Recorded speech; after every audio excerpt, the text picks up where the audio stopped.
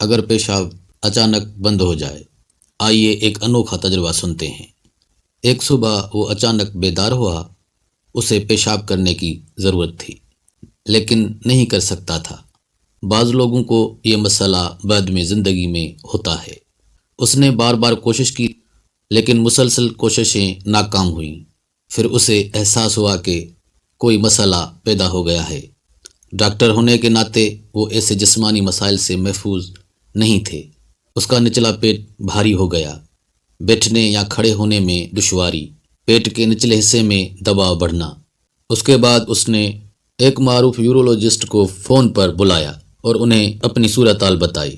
Urologist نے جواب دیا، میں اس وقت ایک باہر کے اسپتال میں ہوں اور 2 گھنٹے میں آپ کے کلینک پہنچتا ہوں۔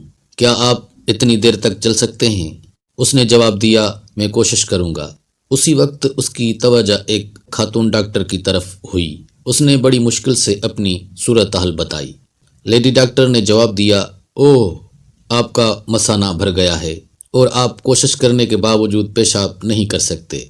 فکر نہ کریں، جیسا میں کہتی ہوں ویسا کریں، آپ کو اس پریشانی سے نجات مل جائے گی۔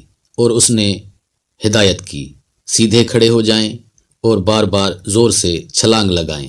چھلانگ لگاتے وقت دونوں ہاتھ اوپر رکھیں جیسے آپ درخت سے آم توڑ رہے ہوں۔ یہ 10 سے 15 بار کریں۔ بوڑھے ڈاکٹر نے سوچا، کیا میں واقعی اس صورتحال میں کود سکتا ہوں؟ علاج کچھ مشکوک لگ رہا تھا، تاہم ڈاکٹر نے کوشش کی۔ 3 سے 4 بار چھلانگ لگانے کے بعد اس نے پیشاب کرنے کی خواہش محسوس کی اور اسے سکون ملا۔ اس نے خوشی سے لیڈی ڈاکٹر کا شکریہ ادا کیا کہ اس نے اتنی آسانی سے مسئلہ حل کر دیا۔ بصورت دیگر اسے اسپتال میں داخل ہونا پڑتا۔ مثانے کے ٹیسٹ، انجیکشن، اینٹی بائیوٹک وغیرہ کے ساتھ ساتھ اس کے عزیز و اقارب کے لیے ذہنی تناؤ کے ساتھ آپریشن کا بل بھی خاصا مہنگا بنتا۔ دوستو، برائے کرم بزرگ شہریوں کے ساتھ یہ طریقہ ضرور شیئر کریں۔